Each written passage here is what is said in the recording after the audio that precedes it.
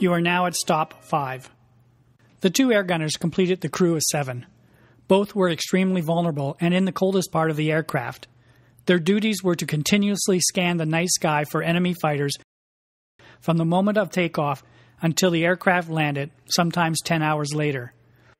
Their most important contribution would be to spot a fighter and instruct the pilot to take evasive action. When this occurred, the fighter generally broke off contact and looked for another bomber with a less alert air gunner.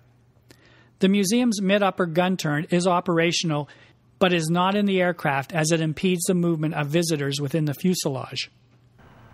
The different approaches to designing bombers taken by the British and Americans is illustrated by their gun turrets.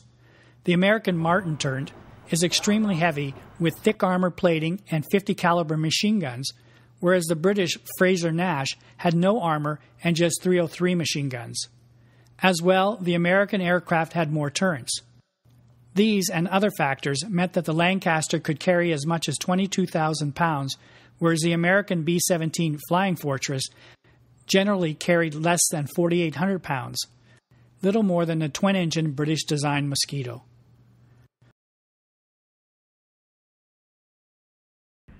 That on top of the fuselage is a large collar around the base of the turret, and if you look underneath the guns there are 2 arms and 2 little wheels, and when the turret's rotating those wheels are going round the top of that collar, and if the guns are rotating depressed and still firing, the arms and the wheels is called a taboo mechanism, which lifts the guns up when you're firing and stops you from shooting down your own fins and rudders.